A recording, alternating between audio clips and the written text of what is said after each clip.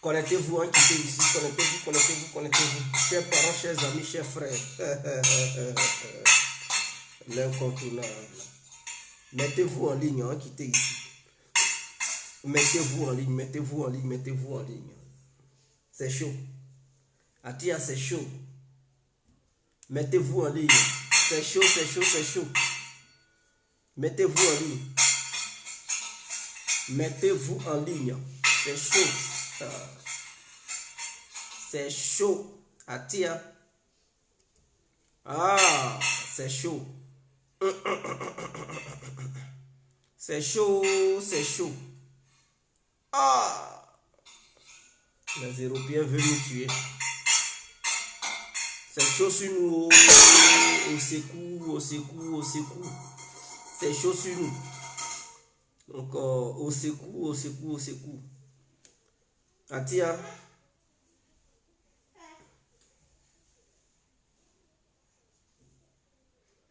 Alors, nous allons aller droit au but. On ne va pas perdre le temps. C'est très important, chers parents, chers amis, chers frères. C'est l'incontournable, bien compris. Alors, bonsoir, bonsoir à tous et à tout. Pour tous ceux qui ne me connaissent pas, je suis l'incontournable, bien compris tout terrain. L'homme dont on parle, l'homme qui n'a pas froid aux yeux, l'homme qui ne mâche pas ses mots. Vous pouvez aussi m'appeler devant la vie. L'homme n'est rien gouverneur italien, docteur Mondon, appelez-moi Bombou, laisse-moi mourir 5 plein de royal batterie, donc Camari 2 ou la Moudia. Alors, nous voilà nouveau devant cette caméra pour parler le plus tôt possible hein, de l'inflation en Europe en ce moment. Et ce qui se passe, Atia, c'est chaud. C'est chaud sur nous, hein. Ah, c'est chaud. C'est chaud sur nous. Je viens, hein.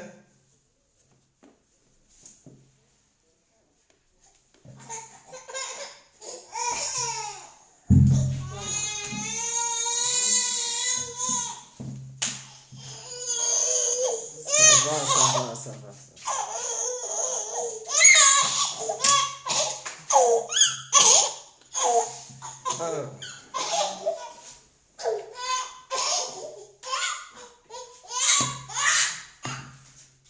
C'est chaud sur nous. Ah, Momo Ouattara, il dit mon look est super cool. Merci d'avoir apprécié mon look. C'est important. Je vous remercie infiniment.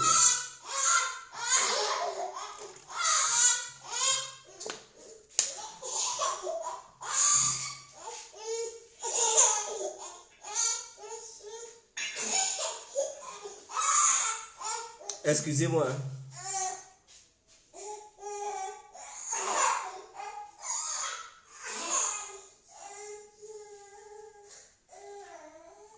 Alors, donc, je disais que c'est chaud sur nous ici en Europe.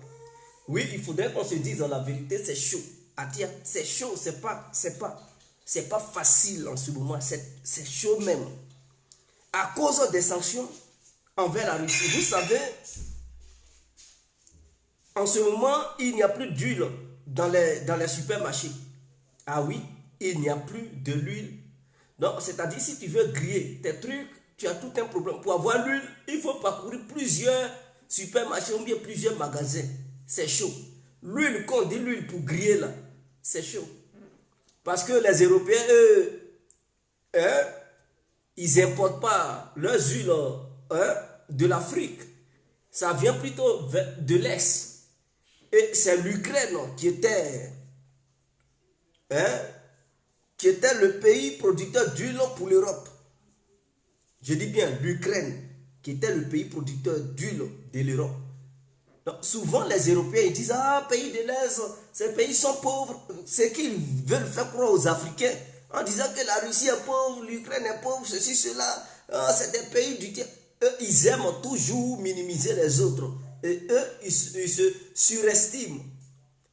Mais à cause de cette crise, on voit déjà que ce qu'ils disaient, ce n'est pas ça la vérité. Hein. Ce qu'ils disent, ils ont pour habitude de dire non, qu'est-ce que la Russie produit si ce n'est que les hydrocarbures, la produit, la Russie n'est rien. En dehors des trucs du pétrole et du gaz, c'est fini pour la Russie et tout ceci. L'Ukraine est un pays, mais on constate en ce moment que c'est chaud dans les supermarchés à Tia. L'huile, pour avoir l'huile, bouteille d'huile. L'huile, en Côte d'Ivoire, on dit l'huile du Nord, parce qu'on a notre huile. Mais ici, leur huile, n'importe quelle huile, pour trouver ça, c'est une question de souffrance. Tu vas dans tel super, on dit non, il n'y a plus d'huile. Tu vas là-bas, on dit il n'y a plus d'huile. C'est chaud. Tu veux griller ton aloco, tu veux griller tes frites, tu veux faire quoi que... Il n'y a plus de truc. On est obligé souvent de prendre le beurre. Je dis le beurre pour faire des grillades. On va où? C'est-à-dire, ils sanctionnent des pays qui leur donnaient de l'huile. Je n'arrive pas à comprendre. Au lieu de trouver une solution, parce qu'eux-mêmes, ils dépendent de ces pays-là. Non, ils se jouent les Django, ils se jouent les durs, les va en guerre, sanctions, sanctions, sanctions, sanctions sur sanctions. Mais ces sanctions-là, en voulant infliger, en voulant détruire l'autre, ils s'auto-détruisent eux-mêmes. Et donc, du coup, on a problème d'huile.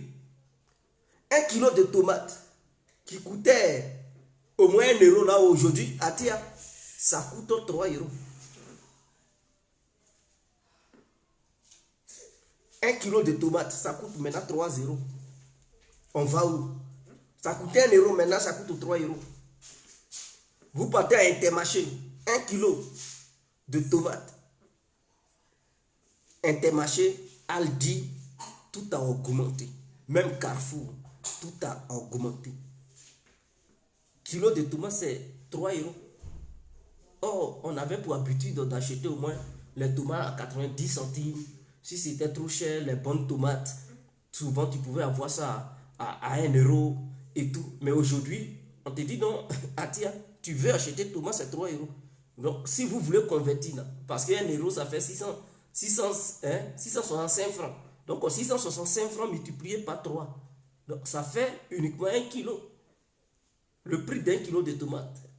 Vous imaginez. Donc, si tu ne payes pas à Atia, tu ne vas pas manger sauce aux tomates. C'est mou. Donc, ça, c'est un premier cas. En Allemagne, la farine commence à manquer. Dans les supermarchés, ils ont du mal à avoir de la farine en Allemagne. Est-ce que vous comprenez? Parce que le peu de farine qui reste, quand les gens vont là-bas, ils groupent sur ça. Chacun se sait. Ceux qui ont les trucs, comment on appelle ça? Les boulangeries, ceci, cela, ils passent. C'est devenu maintenant une question de business. Donc, ils s'en vont voir des gens pour dire, ah, farine, le truc de farine que tu as là, s'il te plaît, il ne faut pas livrer ça au supermarché, il faut me donner la commande, je paye ça. Et donc, tout est déjà acheté, ça n'arrive plus dans les supermarchés, c'est difficile. Donc, la population qui avait pour habitude de s'acheter de la farine pour faire quoi que ce soit, des petits gâteaux à la maison, c'est devenu compliqué. Il n'y a plus. Farine manque maintenant en Espagne, en Allemagne plutôt. Et j'ai un ami là-bas qui m'a informé qu'il y a problème de farine en ce moment en Allemagne. Est-ce que vous comprenez? En dehors de ça, le pain est devenu cher. Du pain. Parce que si farine manque en Allemagne, ce n'est pas l'Allemagne seulement. Parce que les autres pays de l'UE dépendent aussi de l'Allemagne. Donc si l'Allemagne est malade, l'Union européenne aussi est malade. C'est comme ça. Le poumon économique de l'Union européenne, c'est l'Allemagne. Si l'Allemagne est touchée là, toute l'Europe est touchée à tiens. C'est mou. C'est mou. Donc voilà dans quoi l'Union européenne nous a mis. La haine envers la Russie pour sauver l'Ukraine est en train de plonger le continent dans un chaos total. Bientôt, vous verrez les Européens en train d'immigrer. Ne soyons pas étonnés, nous, Africains, de voir les Européens demander visa pour fuir et aller en Afrique. Oui, vous verrez, si ça continue comme ça, d'ici 6 mois, les Européens vont fuir, ils vont quitter l'Europe, ils vont partir en Afrique. Ceux qui ont des parents en Afrique, ils vont aller là-bas par milliers. Ceux qui ont un peu d'argent, ils vont fuir pour vouloir faire du business en Afrique. Ils vont aller là-bas par milliers. Et c'est nous qui allons les accueillir comme demandeurs d'asile. Parce que si ça continue comme ça, ils n'auront plus d'argent pour donner les aides sociales à leurs concitoyens. Il faudrait que ça soit clair. Il faudrait que ça soit clair. La vie commence à être compliqué en Europe ici. Donc les gouvernements africains, là, les pays africains qui pensent que sans l'Europe, non, non, non, faites très attention parce que bientôt, ceux qui comptent non, sur les aides européennes, l'Europe va nous aider. À cause de ça, ils sont alliés à l'Europe. Quelque chose ce qui se passe, ils ne veulent pas ouvrir leurs yeux. Bientôt là, cette Europe n'aura plus la capacité de vouloir vous aider parce qu'eux-mêmes, ils ont problème. Eux-mêmes là, ils ont problème. Vous savez, parce que les gens n'ont pas d'informations, l'Amérique a décidé de mettre un plan Marshall sur pied au cas où l'Europe plongeait dans le chaos. L'Amérique veut aider les Européens à se relever.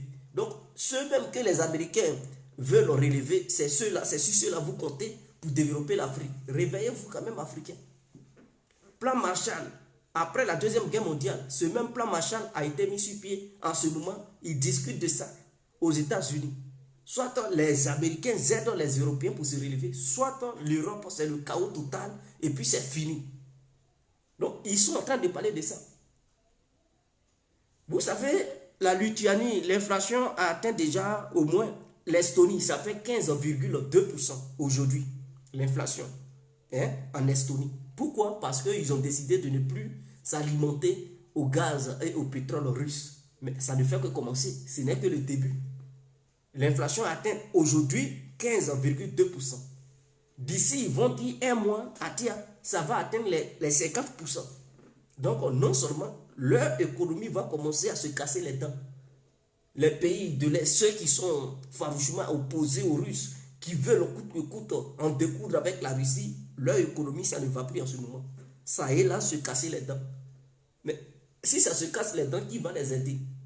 N'est-ce pas l'Union européenne dans sa globalité?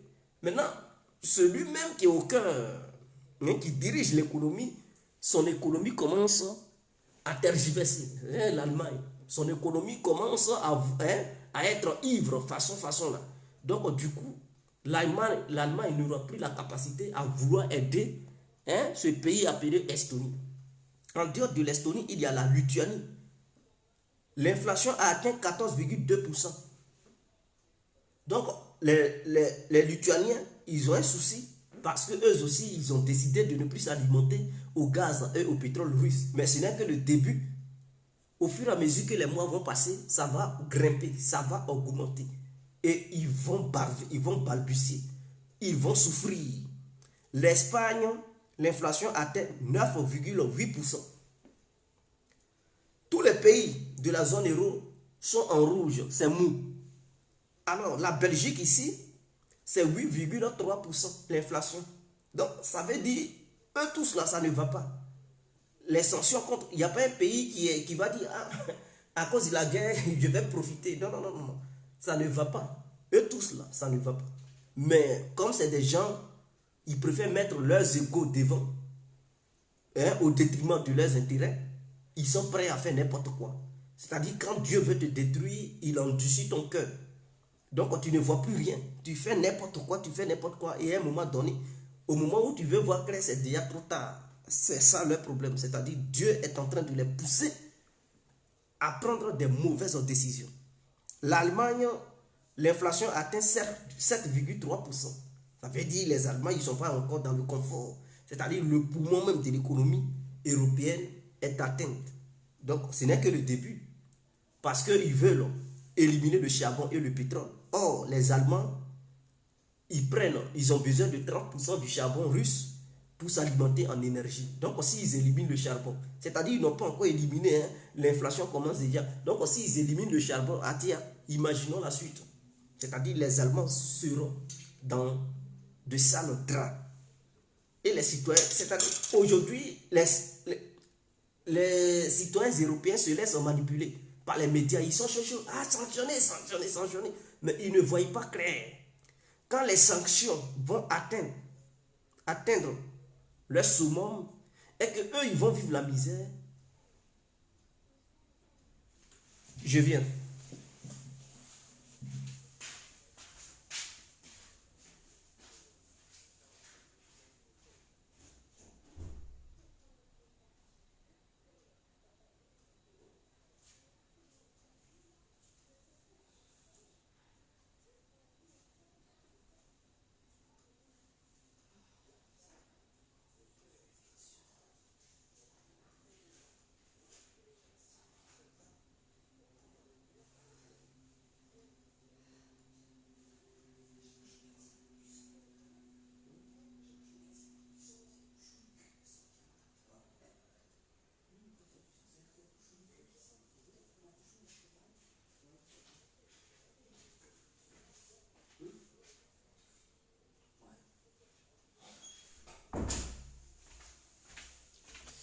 Oh, excusez-moi pour mon absence.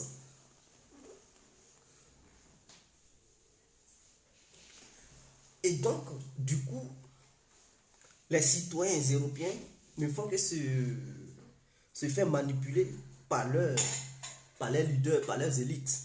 Et donc, ils pensent que leurs élites sont dans un bon combat. Pourtant, tout ce qu'ils font, c'est de pénaliser le continent européen. Et les Africains qui comptent sur les Européens pour s'en sortir. Il y a un autre dirigeant là. Hein, l'Europe va nous aider. Et donc, leur mentalité, c'est l'aide des Européens, l'aide des Européens. Ah tiens, enlevez cette mentalité en vous parce que là où ça est, les Européens eux-mêmes, ils ont besoin d'aide. Ils comptent sur les Américains pour les aider. Et c'est vous qui êtes là compté sur les Européens. Donc, quand est-ce qu'on va évoluer à un moment donné? Quand est-ce qu'on va grandir? Quand est-ce qu'on va quitter dans cette histoire de mentalité européenne? Ouais, ils vont nous aider, ils vont nous aider. Eux-mêmes, ils comptent sur les Européens, sur les Américains, parce que les Américains ont décidé de mettre un plan Marshall sur pied pour aider l'Europe. Parce que Biden a dit, si l'Europe laisse l'énergie russe, ça ne va pas être facile pour les Européens. Ça va être difficile. Et donc, ils ont décidé de mettre un plan Marshall parce que l'économie européenne va être à plat. Va être à plat plutôt. Va être à plat. Est-ce que vous comprenez? Donc, leur économie va s'aplatir. Alors, sachant bien cela, puisque les Américains sont les alliés des Européens, soit les Américains laissent les Européens comme ça, dans la misère, et l'Amérique règne toute seule avec la Chine, où l'Amérique vient en aide aux Européens pour encore avoir la même mise sur les Européens. Parce que c'est ça la vision américaine en fait. Tout ce qui se passe, c'est l'Amérique qui est la base. Ben, je vais vous expliquer. Parce qu'il y a d'autres qui disent, mais pourquoi la Russie attaquait l'Ukraine? Pourquoi la Russie attaquait l'Ukraine? Je vais vous expliquer pourquoi la Russie attaque l'Ukraine. Et beaucoup vont comprendre. Parce que l'Ukraine est un pays indépendant, ceci, cela. Oui, c'est un pays indépendant. Mais ce n'est pas parce que tu es indépendant que tu vas faire n'importe quoi, quand même. Donc, la Grèce, l'inflation a atteint au moins 7,2%. L'Italie, l'inflation a atteint 6,7%. Irlande, l'inflation a atteint 5,6%. Portugal, l'inflation a atteint 5,3%. La France, l'inflation a atteint 4,5%. Pourquoi ça n'a pas beaucoup touché la France? Ça n'a pas beaucoup touché la France parce que la France roule dans le nucléaire. Donc, au moins 80% de l'énergie française, ça ne vient pas du gaz. Ça vient de l'énergie éolienne et du nucléaire et tout. Donc, c'est ce qui fait que ça n'a pas encore beaucoup touché la France. Mais les autres pays qui fonctionnent avec le pétrole et le gaz, ça les touche beaucoup. Ça peut toucher la France, ça peut mettre l'économie française à plat si jamais il y a attaque. C'est-à-dire les pays de l'Union européenne décidaient d'attaquer la Russie ouvertement dans une grande guerre. En ce moment-là, la France, ça va toucher la France. Pas parce que ça va bombarder la France. Pourquoi? Parce que la France compte uniquement sur le nucléaire. Dit on est indépendant. On est indépendant dans l'énergie, on est indépendant dans l'énergie. Mais ils ne sont pas indépendants que ça. Ils ne sont pas indépendants, les Français. Je vais vous expliquer pourquoi. Parce que pour faire fonctionner les nucléaires, les centrales en nucléaire, il faut de l'uranium enrichi. De l'uranium, il faut de l'uranium enrichi. Mais pour enrichir cet uranium, il faut aller chercher ça dans des pays. Et la France exploite l'uranium dans 3 pays différents. Au Niger, en Afrique, dans le pays qu'on appelle le Niger. Donc le Niger permet à la France de faire vivre une partie de ses centrales nucléaires. Le Kazakhstan, parce que la grande partie du nucléaire français, c'est-à-dire de l'uranium français, vient du Kazakhstan. Mais qui dit Kazakhstan dit la Russie.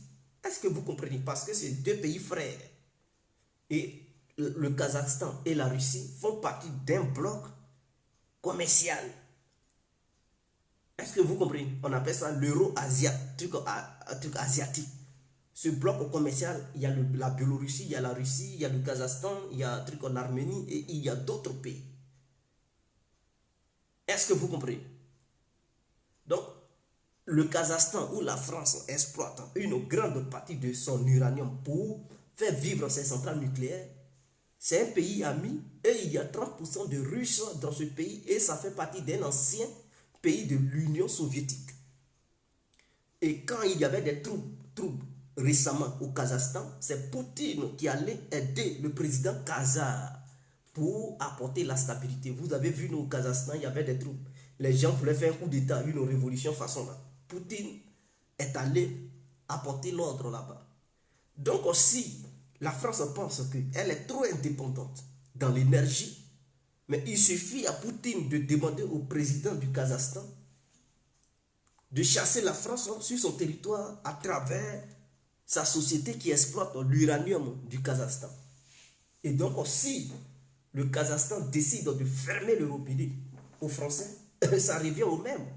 Parce que pour faire vivre les centrales nucléaires, ils dépendent aussi de d'autres pays qui leur fournissent les matières pour pouvoir produire leur électricité.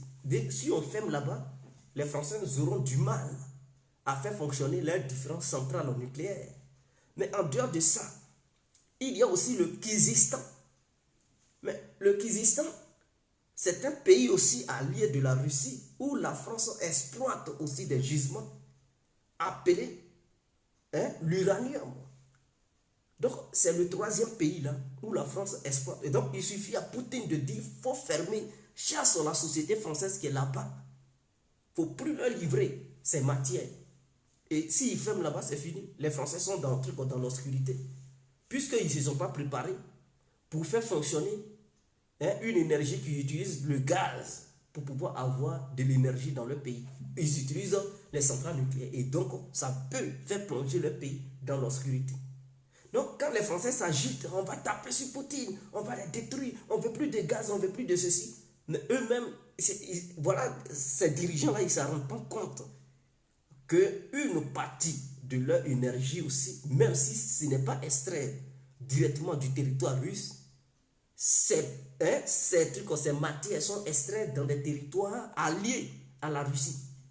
C'est comme aux États-Unis, les Américains qui mettent la pression sur les Européens pour prendre des sanctions. Donc Poutine, s'il était si mauvais et qu'il agissait comme les Européens, il allait demander à ses alliés, à ces pays frères, il y a des accords économiques, il y a des accords militaires entre ces pays-là et la Russie.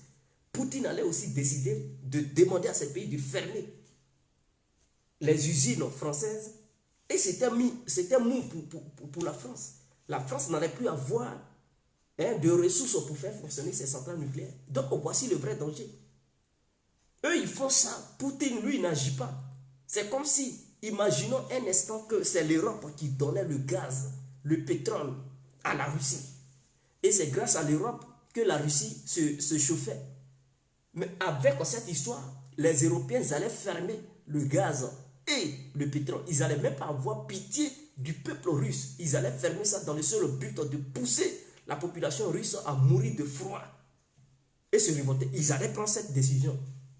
Même si cela allait leur coûter cher, ils allaient prendre cette décision parce que les Européens sont comme ça. Ils sont comme ça. Est-ce qu'ils n'ont pas enlevé la Russie dans le système bancaire suisse? Est-ce qu'ils n'ont pas bloqué les avoirs? Ils ont gelé les avoirs de la Banque centrale russe, 300 milliards. Ils ont bloqué les biens des Russes à travers le monde, leurs oligarques et tout ce qu'ils donnaient aux Russes. Même leurs usines qui se trouvent en Russie, ils ont commencé à fermer ces différentes usines. Ceux qui ne veulent pas fermer, ils les sanctionnent. Et ils quittent la Russie. Mais imaginons que c'est un instant que c'est eux qui donnaient l'énergie à la Russie pour pouvoir avoir de l'électricité et tout. Ils allaient aussi fermer ça. Ils n'allaient même pas avoir de compréhension. Je le dis, c'est pour vous faire comprendre que ceux-là, ils agissent comme des démons. Parce qu'il n'y a qu'un démon qui puisse agir cela. Eux, ils n'ont pas de compassion. Hein. Peuple ou pas peuple, ils n'en ont rien à foutre. Ce qui est sûr, quand leurs intérêts sont en jeu, et qu'ils veulent, tu leur fais front, ils sont prêts à utiliser tous les moyens. Même si ton peuple peut mourir, ils n'en ont rien à foutre. Ton peuple meurt, ton peuple ne meurt pas, ce n'est pas leur problème. Eux là, leurs intérêts priment au-dessus de tes concitoyens. Mais heureusement que ce n'est pas eux qui donnent l'énergie aux Russes, et que c'est les Russes qui leur donnent de l'énergie. Imagine toutes les sanctions qu'ils mettent. Ils mettent des tas de sanctions. Mais Poutine n'a jamais pris la décision de leur couper le gaz. Parce qu'il sait, s'il veut plonger l'Europe dans le chaos tout de suite, il lui suffit de couper le gaz maintenant. Parce que pendant qu'ils se préparent, eux, ils veulent quitter le gaz russe. Ils disent, bon, on va s'en débarrasser de l'énergie russe. Donc, on va se préparer. Mais si l'adversaire est mauvais, si Poutine était si mauvais, est-ce qu'il allait les laisser se préparer avant de couper? Non. Il n'allait pas les laisser se préparer. Il allait prendre la décision immédiatement pour couper le gaz et le pétrole. Pour leur dire, bon, comme vous vous préparez pour laisser mon gaz et mon pétrole, moi je coupe. Allez-y, foutez-moi le camp. Et dans l'urgence là, qui allait leur livrer du gaz et du pétrole pour se faire alimenter? Et cela allait pousser beaucoup de citoyens européens à mourir. Parce qu'il fait froid, l'hiver prochain, beaucoup allaient mourir. Ça allait être le plus grand crime contre l'humanité du monde. Parce que beaucoup allaient mourir, beaucoup de citoyens européens allaient fuir, les industries européennes allaient s'arrêter, ils n'allaient plus avoir les moyens financiers pour donner les aides sociales à leurs concitoyens. Ça allait créer un chaos généralisé en Europe. Mais Poutine, il ne veut pas faire ça. Même si les Russes allaient souffrir économiquement parlant, ils allaient orienter leur vente dans d'autres pays, comme l'Inde, la Chine. L'Inde paye déjà, la Chine paye déjà. Ils allaient chercher, le Pakistan aussi paye. Ils allaient chercher aussi d'autres acheteurs à travers le monde, c'est-à-dire l'Asie. Il y a un truc comme le Vietnam, il y a la Philippine, il y a d'autres pays qui pourraient aussi acheter. Donc, ils pouvaient orienter leur vente de ce côté-là. Et puis, il y a aussi des Africains aussi qui ont besoin aussi d'énergie, que ce soit le gaz, que ce soit le pétrole, l'essence et tout. Donc, ils pouvaient aussi vendre leurs produits aux Africains et laisser les Européens dans leur tourmente, laisser-les dans la souffrance. Mais Poutine ne le fait pas. Eux, ils pensent qu'ils tiennent au Poutine. Non, c'est le levier du gaz. Si on coupe, c'est fini. Non, si vous coupez, c'est pas fini. Peskov, il a dit, si les Europes ne veulent pas payer, eux, ils vont se retourner vers d'autres personnes pour vendre leurs produits. Ils peuvent vendre ça aux Brésiliens, ils peuvent vendre ça aux Argentins. Il y a plusieurs pays en Amérique latine, ils peuvent leur vendre ça et puis c'est fini. Donc voilà un peu, Poutine, ce que les gens font croire qu'il est mauvais, il est sanguinaire, il est démon, il n'est pas mauvais que ça.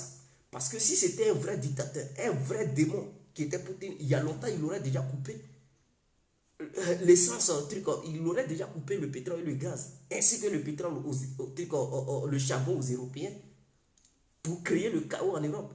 Or, c'est ce que les Européens veulent créer. Ils veulent créer le chaos en Russie, en sanctionnant les banques russes sur tous les fronts. En les sanctionnant, même ils ont sanctionné les filles de Poutine. Ces gens-là, ils n'ont pas de limite. Ils ont sanctionné tout le monde jusqu'à ils ne trouvent plus de trucs. Ils sanctionnent même les enfants, comme si les enfants faisaient de la politique. C'est-à-dire, vers la fin, ils vont sanctionner les grands-parents de Poutine dans leur temps. Donc, vous voyez, ces gens-là, ils n'ont pas de limite. Leur objectif, c'est d'asphyxier la Russie. C'est de détruire la Russie économiquement parlant. Mais si la Russie avait cette même vision pour détruire l'Europe économiquement parlant, mais la Russie n'allait pas permettre aux Européens d'avoir le temps même de remplacer leur gaz et leur pétrole et allait prendre la décision d'arrêter tout. Zelensky qui fait le malin, qui fout la merde, qui tape partout, qui appelle les différents parlements pour dire sanctionner les Russes, fermez vos entreprises qui sont en Russie et tout. Mais si Poutine voulait faire du mal aux Ukrainiens, parce que c'est ça qu'on dit, ce n'est pas une guerre, c'est une opération spéciale. Si Poutine était si mauvais et qu'il voulait faire du mal aux Ukrainiens, il suffit à Poutine de couper le gaz qui va en Ukraine. Parce que c'est ce gaz-là qui chauffe les Ukrainiens, même les barbares, les nationalistes ukrainiens qui utilisent les logos de la fureur de l'Allemagne. Mais il suffit à Poutine de couper le gaz qui va en Ukraine. Et puis c'est fini pour les Ukrainiens. Qui va leur donner le gaz en ce moment? Parce que n'oubliez pas que Poutine donne aux Ukrainiens au moins 2 milliards par an. Ils sont payés à 2 milliards par an. Ce n'est pas petit parce que le gaz qui passe sur leur territoire, ce gaz est à 1. Les Ukrainiens ont un droit sur ça. Donc ce droit fait que la Russie leur paye des taxes. Et ces taxes-là, c'est 2 milliards par an que l'Ukraine gagne. Et le gaz que l'Ukraine prend, c'est cadeau. La Russie donne ça gratuitement aux Ukrainiens. Donc, avant que le gaz ne passe, l'Ukraine se sert d'abord pour dire ça, c'est pour nous. Et ils ont une société qui gère ce gaz-là. Maintenant, le reste du gaz, ça va en Europe. Donc, si Poutine est si mauvais, il lui suffit de couper le gaz qui va en Ukraine, qui va en Europe. Non seulement l'Ukraine ne va plus se servir gratuitement en gaz, l'Ukraine ne va plus avoir les 2 milliards par an, et l'Ukraine aura du mal à se réchauffer. Mais c'est parce qu'il n'est pas mauvais. Si c'était les Européens qui étaient à la place de Poutine, il y a longtemps, ils auraient déjà coupé le gaz à Zelensky. Ou bien dans cette guerre-là, ils allaient faire erreur. S'ils voulaient faire semblant, ils allaient frapper les tuyaux de gaz qui vont en Europe pour créer une pénurie de gaz et de pétrole. Pour dire non, on a fait une erreur et tout. Donc on va réparer. D'ici, ils vont réparer, ils vont prendre, ils vont dire bon, comme il y a la guerre, il n'y a pas de truc de sécurité pour pouvoir réparer. Donc du coup, ça va prendre du temps. C'est une manière aussi de créer le désordre en Europe. Mais ils ne le font pas. Ils ne le font pas. Ils ne le font pas. Poutine ne fait pas ça. Poutine ne fait pas ça. Donc ça veut dire qu'il ne veut pas aussi du mal aux Ukrainiens. Il ne veut pas détruire l'Ukraine. Parce qu'il suffit qu'il prenne une telle décision et puis Zelensky, les gens même, le peuple ukrainien va se révolter contre lui. Il va faire comment? Il va crier, on veut du pétrole. Mais il n'y a pas de truc sur la mer il n'y a pas de bateau qui va quitter aux États-Unis pour aller livrer pétrole ou bien gaz à l'Ukraine. Parce que l'Ukraine n'a pas la technologie, il n'a pas encore, comment on appelle ça, les entreprises qui vont transformer ce gaz. Et les bateaux, si ça quitte aux États-Unis, ça ne peut pas rentrer dans la mer Noire jusqu'à aller livrer du pétrole ou bien du gaz aux Ukrainiens. Il y a la guerre là-bas et la mer Noire est verrouillée. Il n'y a pas de bateau qui va là-bas en ce moment. Donc, c'est difficile pour eux. Mais Poutine ne veut pas détruire l'Ukraine, économiquement parlant. Et aussi, il ne veut pas détruire l'Ukraine énergiquement parlant. Sinon, il allait détruire le gaz et la fraîcheur allait les taper. Il fait au moins 5 degrés, moins un truc à 6 degrés. Il fait froid. C'est comme si tu rentrais dans un congélateur et puis tu ressortais à terre. Si on détruit le gaz et tout, ils vont se chauffer quoi. Ils vont mourir congelés. Donc, Poutine, il n'est pas mauvais. Il n'est pas mauvais que ça. Si c'était les Européens, ils allaient prendre ce genre de décision. De la manière que je les connais là, je vis ici, je sais comment ils réagissent. Vous ne les voyez pas, comment ils réagissent. Ils sont mauvais que ça. Si c'est eux là, ils allaient faire ça. Mais la Russie n'est pas mauvaise. C'est pas un pays qui est mauvais.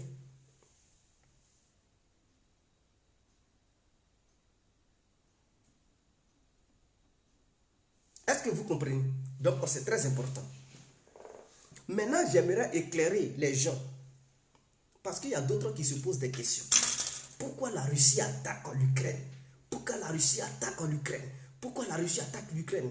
L'Ukraine est un pays libre, indépendant et a le droit de s'allier avec qui il veut. A le droit de choisir sa politique indépendante.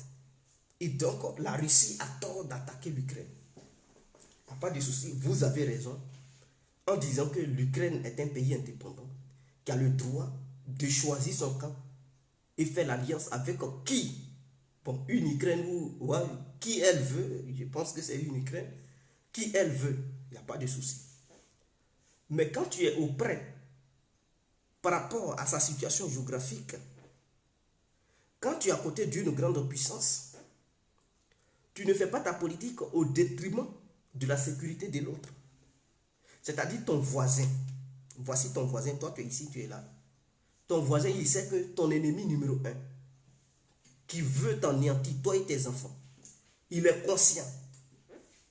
Il est conscient que tu as un ennemi, que tu ne veux même pas que cet ennemi-là vienne devant ta cour. Et toi, tu as une cour commune avec ton voisin. Et lui, il dit non, non, non, c'est ton ennemi là, il s'en va le prendre et dit ton ennemi n'a qu'à venir habiter dans lui, sa cour. Or, ton ennemi, il te guette et il cherche une occasion, une opportunité pour se rapprocher de toi, ta maison. Comme ça, il va empoisonner tes enfants et toi. Ah tiens, si toi tu es là, tu as des enfants, c'est-à-dire que tu es le père, c'est toi qui dois garantir leur sécurité. Tu dois veiller sur eux pour ne pas que tes enfants, le malheur leur arrive. tu fais quoi si ton ennemi, ton voisin envoie ton ennemi numéro 1 qui veut t'anéantir depuis longtemps, il envoie dans la même cour commune, il dit il n'a qu'à habiter chez lui. Toi, tu fais comment? Tu fais comment? Tu vas le regarder parce que, oui, c'est ton voisin, il est libre d'envoyer qui il veut chez lui et au détriment de toi, ta vie et celle de ta petite famille. Atia, ça ne peut pas passer. C'est pas comme ça que ça marche. Il peut amener tout le monde chez lui, mais sauf ton ennemi numéro 1. Donc, je veux dire quoi par là? Je veux dire par là que quand l'Union soviétique s'est disloquée, quand l'Union soviétique a chuté, chaque pays a pris son indépendance. Je tiens à vous garantir que l'Ukraine était la deuxième puissance militaire au sein de l'Union soviétique. Ah oui, l'Ukraine était la deuxième puissance militaire au sein de l'Union soviétique. Après la Russie venait l'Ukraine. C'était ces deux pays-là qui faisaient la puissance du feu. Et ces deux pays-là au sein de l'Union soviétique qui possédaient aussi les armes nucléaires. Ce sont ces deux pays-là qui couvraient le reste des autres pays de l'URSS. Donc, c'est une information que je vous donne. Parce que beaucoup ne savent pas. Ils pensent que l'Ukraine, c'est un pays qui est faible militairement. C'est un pays qui... Non, non, non, non, non. C'était la plus... et troisième puissance nucléaire du monde. Au temps de l'Union soviétique, l'Ukraine était la troisième puissance militaire du monde. Parce que beaucoup ne le savent pas. Beaucoup ne savent pas que quand l'URSS existait encore, dans les années 70, dans les années 60, l'Ukraine était la troisième puissance militaire du monde, devant la Chine, devant la France, devant l'Angleterre. Beaucoup ne savent pas. Beaucoup ne savent pas. La France a eu une très bonne force militaire dans les années vers les années 90. Quand l'Union soviétique ne pouvait plus fonctionner, c'est là qu'ils ont eu une très bonne force militaire.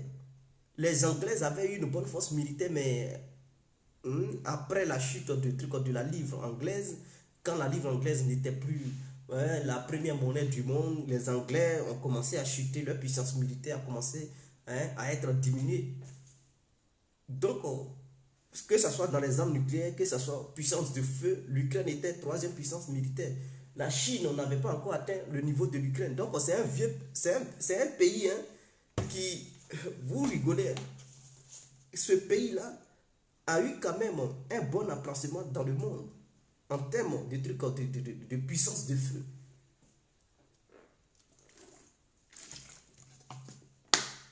Après la chute de l'Union soviétique, les Ukrainiens n'ont pas su entretenir leurs armes.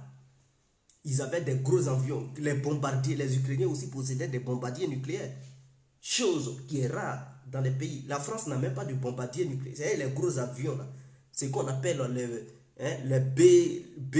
les Américains ont B trucs, les Russes ont Tupolev 160, les trucs comme ça. Les Ukrainiens aussi, ils en avaient. C'est rare. C'est rare. Les puissances nucléaires, c'est pas n'importe quel pays qui possède ces genres de trucs de bombardiers à long rayon d'action. L'Angleterre n'a pas ça, la France n'a pas ça. La France n'a que ses Rafales. C'est tout.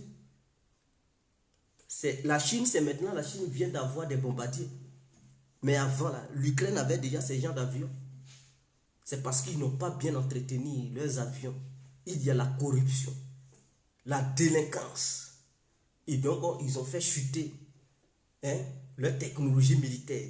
Ils n'ont pas pris soin de ça. Chacun pillait le pays, chacun s'engraissait les dents, chacun voulait devenir milliardaire. Et ils ont oublié leur armée, ils ont oublié l'état de leur pays. C'est dans ça, les autres pays ont pris le dessus sur l'Ukraine. Sinon, l'Ukraine était un pays très puissant. Les gens, ils ignorent ça, ils ne savent pas. La Corée du Nord a eu sa bombe nucléaire. Il y a eu des experts ukrainiens qui ont aidé la Corée du Nord pour qu'ils obtiennent leur bombe nucléaire. Mais beaucoup ne savent pas. Donc les Ukrainiens, ce n'est pas des tarés, c'est des gens, ils ont la tête. Au contraire, en Europe, ici, ils sont heureux. Ils disent, on va avoir, il y a fuite de cerveau en Ukraine, on va profiter pour recruter les meilleurs scientifiques ukrainiens. C'est ce que les Occidentaux disent ici. Ils disent, cette guerre-là fait que les Ukrainiens qui fuient, ce n'est pas des gens qui sont trucs, hein, qui sont... ils disent, c'est pas des gens qui sont... comment on appelle ça même, hein, analphabètes, que c'est des grands ingénieurs. Ils vont profiter pour prendre. Même dans une école française, je regardais une télé et il y a une fille ukrainienne.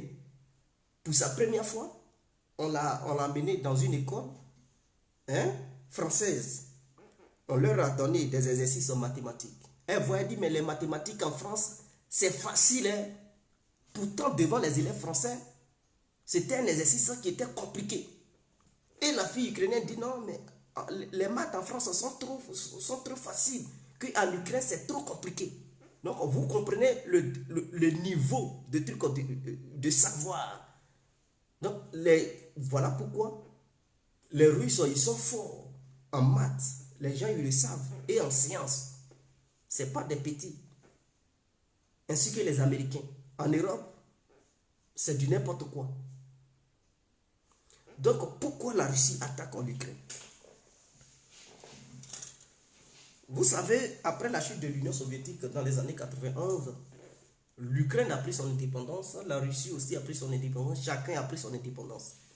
Mais il y a eu des accords qui ont été signés entre l'Ukraine et la Russie.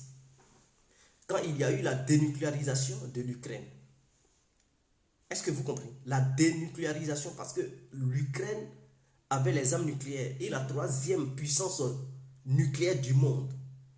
Après la Russie, venaient les États-Unis et ensuite venait l'Ukraine. Ces armes nucléaires, ils ont donné ça à la Russie. Et il y a eu un accord qui a été signé pour le bon voisinage entre les deux pays. Et donc la Russie avait signé un accord avec l'Ukraine disant que faut pas l'Ukraine va permettre aux pays de l'OTAN de venir créer des bases militaires sur son territoire pour la sécurité de la Russie. En retour, la Russie ne va jamais attaquer l'Ukraine. Voici ce qui était signé. Et ils ont vécu comme ça jusqu'en 2005. Il y a eu le premier coup d'État. Et quand 2005 est arrivé, ils ont fait un coup d'État. Et les Européens ont mis un leader pro-occidental. À partir de 2005, les Européens ont commencé à faire du lobbying. C'est-à-dire auprès des Ukrainiens pour retourner les Ukrainiens contre les Russes. Donc ils ont commencé à faire une politique anti-russe pour que le peuple ukrainien haïsse la Russie. Qu'est-ce qu'ils ont fait? Parce que la langue russe est parlée en Ukraine. Il y a 30% de la population qui parle russe en Ukraine. Les Européens, quand ils ont changé de régime pour dissocier l'Ukraine de la Russie et éloigner l'Ukraine de la Russie, ils ont demandé aux Ukrainiens d'interdire la langue russe sur le territoire ukrainien. Et que dorénavant, tout le monde doit parler ukrainien. Pourtant, chacun a ses origines. Ils vivent tous en Ukraine. Mais c'est comme si en Côte d'Ivoire, il y a les Dula, il y a les Bété, il y a les Dida, il y a plusieurs langues. Il y a un bon matin, il y a un président ivoirien qui vient et dit, bon, toi là, à partir d'aujourd'hui, je ne veux même plus attendre parler. Quiconque parlera Bété ici, il va nous attendre. Quiconque parle Dula ici, là, il va nous attendre. Et que c'est telle langue, tous les Ivoiriens doivent parler. Ah tiens, est-ce que ça peut marcher? Ça ne peut pas marcher. Les gens, ils vont s'énerver, ils vont dire, mais c'est notre langue. Ils ont trouvé ça là, leurs aïeux parlaient ça, c'est pas toi qui vas venir mettre fin à ça. Et le dirigeant, il est sérieux, il dit, non, lui qui parle ça, il va nous sentir. À l'école, on ne veut plus attendre telle langue. Et tous les documents scolaires, ils traduisent ça dans une seule langue. C'est-à-dire, imaginons en Côte d'Ivoire, on ne parlait pas français en fait. Et que chacun faisait ses cours dans sa langue. Et un bon matin, un président, il vient, il dit, non, à partir d'aujourd'hui, personne ne peut maintenant faire les cours dans sa langue et que c'est une langue unique dans ce pays. Et il choisit lui-même sa langue qu'il veut. La langue dont lui, il est issu. Il dit, c'est ça. Mais toi, tu ne comprends pas la langue. Il dit, c'est dedans, vous allez tous apprendre. Est-ce que tu vas aimer? Tu ne vas pas aimer. tu vas te révolter. Et c'est ce qui s'est passé. Ils ont dit non, la langue russe, on ne doit plus être parlée. Et qu'ils n'ont qu'à uniquement parler l'ukrainien, la langue ukrainienne. Les pro-russes ont commencé à dire non, ça a commencé à grogner depuis 2005. Et jusqu'à les Européens ont dit bon, les têtes sont encore chaudes, il faut aller doucement. Et ils ont accordé l'enseignement dans la langue russe. Mais l'Ukraine a commencé à se rapprocher de l'Occident et des États-Unis. Et dans ça, les agents des Occidentaux venaient en Ukraine. Ils occupaient des postes stratégiques dans l'armée, dans les administrations.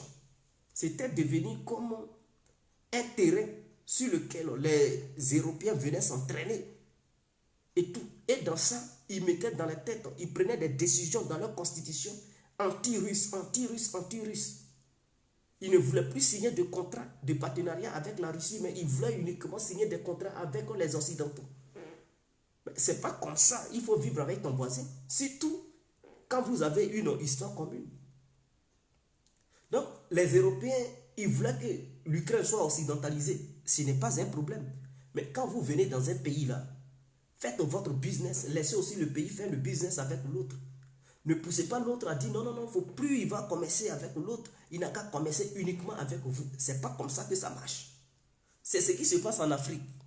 Je prends le cas du Mali, qui veut aussi avoir d'autres partenariats en dehors de l'Union européenne. Et l'Union européenne s'oppose là. C'est comme ça. Ils font en Ukraine. C'est-à-dire, ils sont venus en Ukraine au lieu de faire une politique pacifique. Disant que bon, vous êtes là avec les Russes, il n'y a pas de souci, nous, ça ne nous dérange pas. Vous êtes des amis, vous êtes des frères. Nous aussi, on veut faire business avec vous. Ça marche. Tant que vous ne poussez pas le régime ukrainien à chasser les Russes, à s'éloigner des Russes pour faire une politique uniquement avec vous, rentrer dans l'Union européenne, faire la promotion de la démocratie en Ukraine. Pour dire les Russes, ce sont des dictateurs. Voilà ce qu'ils disent. Mais c'est inadmissible. C'est-à-dire, ils arrivent là-bas, ils disent non, non, non, non, non. Les Russes, ils vivent dans un pouvoir dictatorial.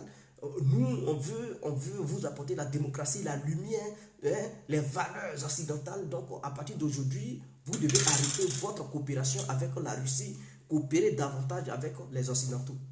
Ce n'est pas normal. Et c'est ce que les agents secrets occidentaux partaient faire en Ukraine. Mais les Russes, ils n'étaient pas gaou.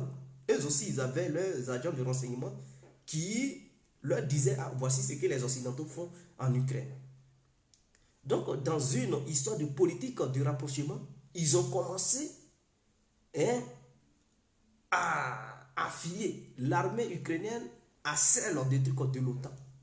Donc, il y avait des exercices militaires communs entre l'OTAN et l'Ukraine. Ils envoyaient leurs navires de guerre dans la mer Noire. Or, quand on dit la mer Noire, on parle de la Russie. La Russie est là-bas aussi. Au lieu de faire exercice, ils menaçaient, ils provoquaient l'armée russe, la marine russe, sciemment. Est-ce que vous comprenez? Donc, ils étaient dans la provocation. Et quand la Russie leur dit mais de faire attention et tout, ils disent non, eux ils sont dans la mer Noire au nom de leurs collègues ukrainiens. Ils partaient là-bas pour avoir des renseignements sur la Russie. Ils envoyaient des navires de guerre de renseignement. Ils partaient sur le territoire ukrainien parce que vous savez que l'Ukraine fait frontière avec la Russie avec des avions de long rayon d'action qui peuvent collecter des informations à des milliers de kilomètres. Et donc l'Ukraine permettait aux avions américains, européens de survoler à la frontière entre l'Ukraine et la Russie puisqu'ils sont dans l'espace aérien ukrainien. La Russie est là, eux ils volent à côté. Ils s'en vont prendre des informations sur les sites militaires russes pour localiser les sites militaires russes. La Russie fait des reproches à l'Ukraine pour dire mais c'est à cause de toi, ceux-là ils viennent me narguer à mes frontières et ils collectent toutes les informations. Ils menacent notre sécurité. L'Ukraine n'en avait rien à foutre. Dire mais on est libre de faire ce qu'on a envie de faire. Mais quand tu es libre de faire ce que tu as envie de faire, il ne faut pas tes amis que tu invites là, faut pas ils vont venir sur ton territoire pour provoquer ton voisin. Parce que leur objectif, ce n'était pas de provoquer ton voisin. Mais si tu les laisses provoquer ton voisin, si tu les laisses collecter des informations sur ton voisin, en ce moment-là, c'est que c'est de la provocation qu'ils viennent faire. Ce n'est plus une simple coopération. Donc la Russie voyait cette menace. Il y avait des navires de guerre américains qui venaient maintenant dans la mer Noire, qui menaçaient la sécurité de la Russie. La Russie a toujours signifié cela aux Ukrainiens et aux Américains, ainsi qu'aux Européens. Ils ne voulaient rien attendre. Ils ne voulaient rien du tout. Jusqu'à il y a eu, en 2013, un président qui a été élu, qui lui avait une vision du côté russe. Donc les Occidentaux voulaient que ce dernier signe une loi qui disait que à partir de maintenant, le pays devient un pays atlantiste et s'éloigne de la Russie. La Russie avait aussi une vision disant que elle veut constituer plusieurs pays du bloc euro-asiatique pour un échange commercial libre.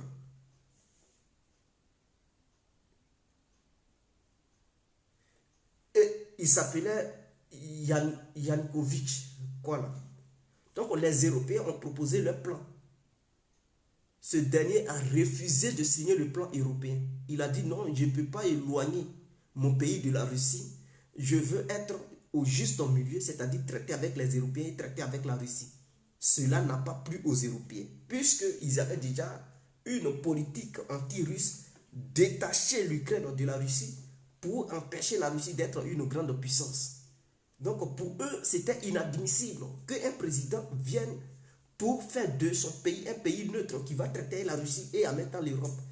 Pour eux, le pays devrait choisir. Soit il choisit l'Europe et il s'éloigne de la Russie, soit il se rapproche de la Russie. Eux, ils font un coup d'État pour le chasser.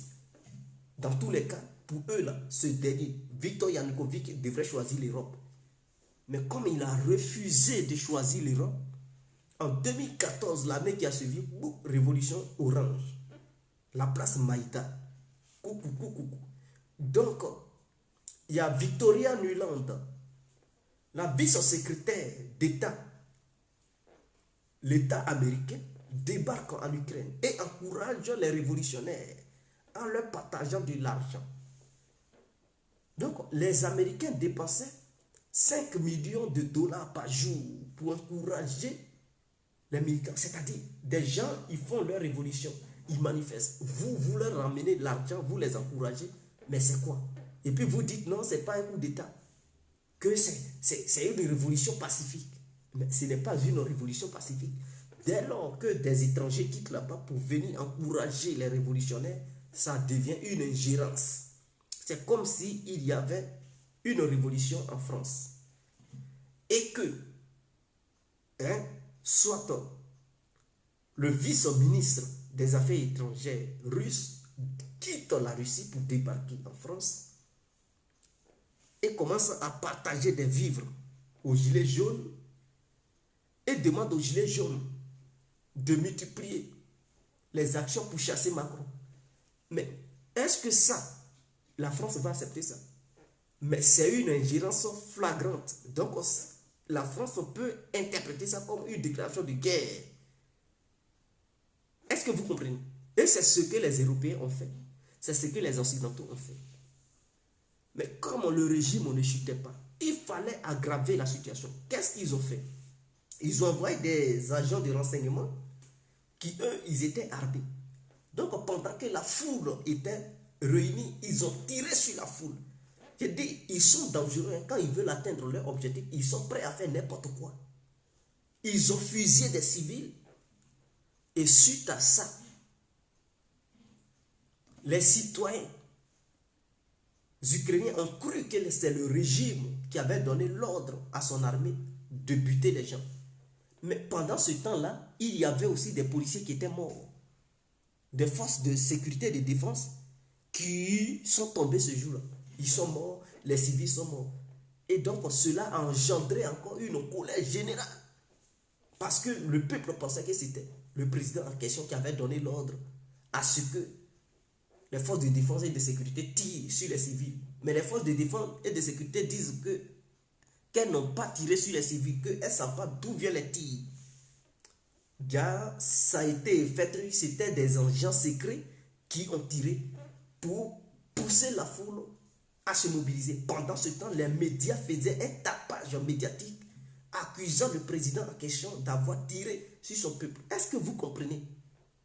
Ce président était obligé de fuir le pays. Dans un hélicoptère, il est parti en Russie. C'est suite à ça, ils ont placé leur poulet. Un président pro-occidental, radical, contre la Russie. Et ils ont commencé à faire une politique anti-russe. Ils ont commencé à faire une politique anti-russe. Ils ont commencé à couper les liens avec la Russie. Auparavant, l'investissement russe en Ukraine valait au moins 60% de l'économie ukrainienne. Mais quand les Occidentaux ont mis pied là-bas, dans les derniers moments, ça faisait maintenant 15%, de 60% à 15%. Parce que les Ukrainiens souvent chassaient les Russes et nationalisaient les sociétés russes sur le territoire. C'était devenu intenable en fait. Et il y avait la guerre à l'est de l'Ukraine parce qu'il y avait d'autres populations qui ne voulaient pas intégrer l'Union européenne ou intégrer l'OTAN. Ils ne voulaient pas voir leur pays intégrer l'OTAN parce que eux ils disent que non, ils ont une très grande affinité avec la Russie parce que leurs parents, leurs aïeux viennent de la Russie et tout. Donc eux ils ne veulent pas trahir la Russie en s'alliant à l'OTAN pour combattre la Russie. Et donc ils se sont révoltés. Ceux-là, ils ont été massacrés par le pouvoir central, aidés par les atlantistes, c'est-à-dire la CIA. Parce qu'il y a une dame qu'on appelle Jeanne Borrell, elle était là-bas. Elle dit qu'il y avait 300 militaires américains qui formaient l'armée ukrainienne. Il y avait aussi des Canadiens, les Britanniques. Il y avait aussi des Français. À tout cas, les atlantistes ils étaient maintenant beaucoup en Ukraine. C'était devenu une base de l'OTAN. Officieusement, c'était devenu une base de l'OTAN. Ils ont commencé à créer des bases militaires. Ils ont commencé à faire des exercices militaires ensemble. Que ce soit maritime, aérien ou bien terrestre. Donc, c'est comme si l'Ukraine faisait partie de l'OTAN. Et ces exercices, c'était de provoquer toujours la Russie. En dehors de ça, ils ont commencé à construire des laboratoires militaires, c'est-à-dire où on fabrique des microbes pour lancer des attaques contre un pays, des attaques, voilà la maladie qui frappe, voilà ça, ce sont des trucs, des recherches militaires que les gens ont fait. Cette maladie qui frappe les gens, on appelle tout, je ne vais pas dire le nom, et tout. Voilà, Anne Bonnell, exactement. Monsieur Fred qui connaît le nom, Anne Bonnell, elle a dit il y avait 300 militaires de la CIA en Ukraine qui entraînaient les militaires ukrainiens, canadiens, britanniques, il y avait les Français, il y avait les Polonais. En tout cas, c'était la base, en tout cas de l'OTAN qui était en Ukraine. Et puis ceux-là, ils étaient au front. Ils combattaient aussi les pro-russes. Est-ce que vous comprenez? Ils combattaient, ils poussaient, ils donnaient les armes à l'Ukraine. Ils étaient au front, ils étaient aussi des commandants qui tuaient des pro-russes. C'est comme si des militaires russes quittent la Russie pour aller au Mexique parce que le Mexique a un problème avec les États-Unis. Les militaires russes vont au Mexique pour diriger les opérations pour tuer des pro-mexicains qui sont des pro-américains qui sont mexicains parce qu'ils ont des liens avec l'Amérique. Est-ce que l'Amérique va rester là, les bras croisés? Et ils ont massacré. Il y a eu 14 000 morts. Est-ce que vous comprenez? 14 000. En Côte d'Ivoire, 3 000 morts. Cri-cri là. Là-bas, il y a eu 14 000. 3 000 morts en Côte d'Ivoire. On a vu le chaos que ça crée. Tout le désordre que ça crée, ça a fait 3 000 morts. Là-bas, là, c'est 14 000 morts. Donc, ce n'est pas petit à faire. Ils ont massacré beaucoup. Les civils détruits. À un moment donné, ils ont dit accord de Minsk pour trouver une solution pacifique. Mais le pouvoir central ukrainien n'a pas accepté. Ils ont dit non, si on signe cet accord, c'est notre truc, c'est notre indépendance qui sera mise en cause. C'est-à-dire les pro-russes vont s'immiscer dans notre affaire, on ne pourra plus s'intégrer dans l'OTAN, on ne veut pas. Pendant ce temps, ils ont signé l'accord. L'ONU a validé l'accord. Ça veut dire les Nations Unies ont été d'accord, ont validé l'accord, personne n'a mis de veto. L'Amérique même a approuvé l'accord. Maintenant, pour faire respecter l'accord, l'Ukraine ne veut plus faire respecter l'accord. Jusqu'à Zelensky, il dit non, non, lui n'a rien à foutre avec l'accord. Qu'il ne respectera pas l'accord, il ne va pas respecter l'accord. À un moment donné, ça suffit, ça fait 8 ans, il ne veut pas respecter l'accord. Et puis ils ont envoyé des gens de trucs, l'OSCE, c'est-à-dire une force de maintien de la paix. Mais c'était des agents occidentaux qui étaient déguisés en truc de maintien de la paix. Ils étaient là pour espionner. Des espions. C'est-à-dire, devant eux, le pouvoir central tue des gens. Eux, ils ne parlent pas. Quand on leur demande de faire le point, ils disent non, ce sont les trucs, les pro-russes qui provoquent d'abord et puis les autres répliquent. Ils n'ont jamais accusé le gouvernement central en fait. Depuis les 8 ans, ils n'ont jamais accusé le gouvernement central. Tu ne peux pas dire tu es impartial. Et tu es là, la guerre se passe, tu n'as jamais accusé et tu accuses toujours l'autre. À un moment donné, ça suffit. Mais puisque ces gens-là, ils venaient de l'Occident, connaissant la position occidentale, ils ne pouvaient pas accuser les militaires de Kiev. Puisque ceux qui combattaient, il y avait aussi des agents de l'étranger venant de l'Occident. Donc, ils ne peuvent pas accuser leurs propres agents. Vous comprenez? Armes biologiques, voilà. Angenon, Niebré, ce sont des armes biologiques. Mais ils construisaient ces armes biologiques sur le territoire ukrainien pour faire quoi? C'était pour utiliser ces armes contre la Russie. Puisque l'ennemi numéro 1 des États-Unis, c'est la Russie et la Chine. L'OTAN existe pourquoi? Vous aussi, vous devez comprendre. Ils ont créé l'OTAN là. L'OTAN là a été créé à cause de l'Union soviétique.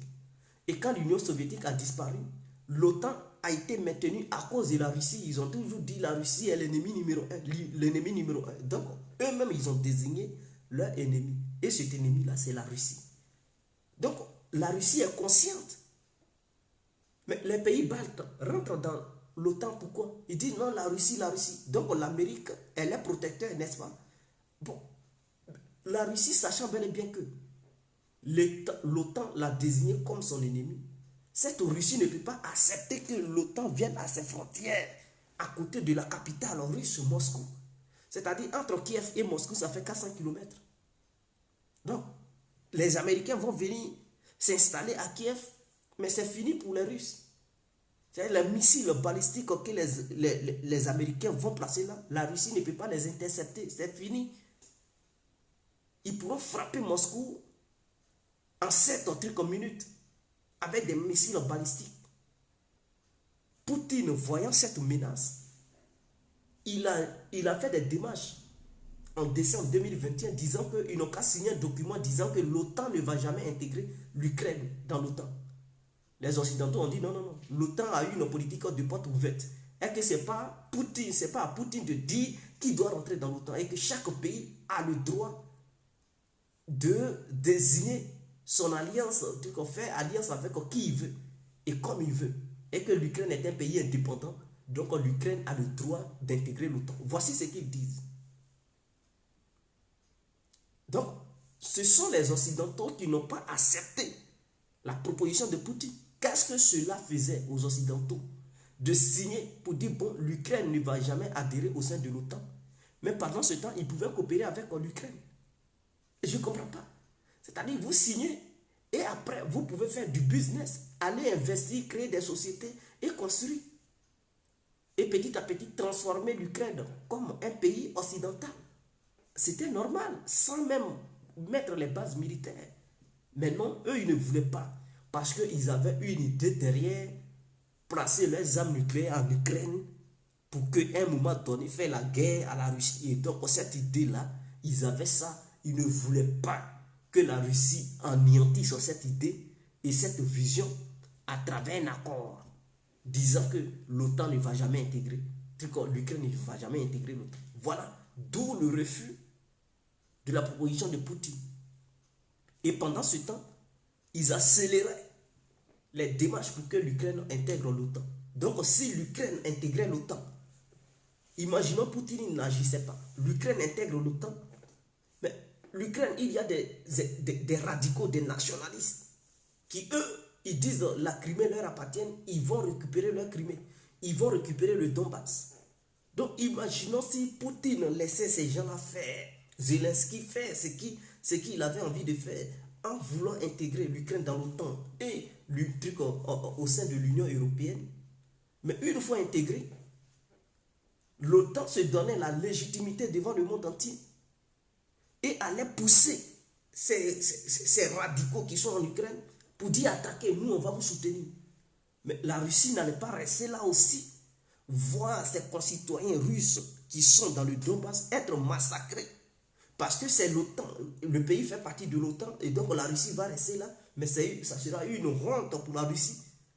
Ils vont les massacrer. Non, la Russie allait agir et ça allait provoquer la guerre mondiale. Et si ça provoquait la guerre mondiale, la Russie ne pouvait pas s'en sortir puisque l'OTAN allait déjà positionner des armes nucléaires sur le territoire ukrainien pour bombarder Moscou. Poutine, voyant ça, il dit non, non, non, je ne peux pas laisser les Américains envoyer leurs armes nucléaires ici. Comme je veux de négociations et vous ne voulez pas. Le président ukrainien, il devient radical de jour en jour, et il lance des pics, il insulte, il fait n'importe quoi. Et les Occidentaux le soutiennent dans ses bêtises. Bon, si c'est ça, alors je vais empêcher l'Ukraine de massacrer les gens de l'Est, dans le Donbass. D'où la reconnaissance des deux républiques populaires de Donetsk et de Lugansk. Et quand il a reconnu ça, les attaques se sont multipliées. Et eux, ils ont demandé à Poutine de venir les aider parce qu'ils se font massacrer par les Ukrainiens. D'où l'opération militaire sur le territoire ukrainien pour protéger ces deux républiques. C'est-à-dire, la Russie veut repousser les forces ukrainiennes un peu loin. Comme ça, les forces ukrainiennes ne pourront plus bombarder les deux républiques à tort ou à raison. Et donc, pour cela, il faut détruire leur potentiel militaire. D'où la démilitarisation pour ne plus qu'ils aient la force qu'ils avaient auparavant à vouloir provoquer les habitants des deux républiques en tirant sur eux. Donc, ils veulent détruire leur potentiel. Drones, avions, tout ça, là, ils vont détruire. Comme ça, ils n'auront plus une supériorité militaire à travers les drones ou les avions pour emmerder les autres. Voilà d'où cette opération. Donc, ceux qui ne comprennent pas, qui disent non, pourquoi Poutine attaquait? Oui, il attaquait parce que les Occidentaux ont foutu leur nez là-bas. Ils ont emmerdé Poutine. Ils ont poussé ce gouvernement de Zelensky à devenir anti-russe. Il interdisait la langue russe. Même, il y avait certains Russes qui étaient là-bas, c'est-à-dire les pro-russes, ceux qui parlent le russe, on ne leur permettait plus d'aller à l'école. À un moment donné, ça suffit. Ça suffit. À un moment donné, ça suffit. Donc, cette guerre qui se passe, la guerre a eu lieu parce que les Occidentaux n'ont pas respecté leur deal. Ils n'ont pas mis pression sur Zelensky à respecter les accords de Minsk. Au contraire, ils l'ont soutenu, ils lui ont dit de ne pas respecter. Et dans la guerre, c'est eux encore qui le soutiennent. Donc, rien n'est caché. L'Occident soutient l'Ukraine dans la guerre contre la Russie, a envoyé des armes, des soldats, ceci, cela, le finance économiquement parlant. Et donc, sur tous les plans, ils soutiennent l'Ukraine. Donc, ce n'est pas une guerre entre la Russie et l'Ukraine uniquement, ça dépasse ce qui se passe là, ça dépasse l'entendement des Ukrainiens. Donc, voici la vraie vérité. Donc, à partir d'aujourd'hui, ne dites plus l'Ukraine est libre. Non, non, non, non. Elle est libre, mais elle ne doit pas faire n'importe quoi au détriment de l'autre. Sur ce, on se laisse. C'était l'incontournable guerre compris. On est ensemble. Passez une très bonne nuit et prenez bien soin de vous.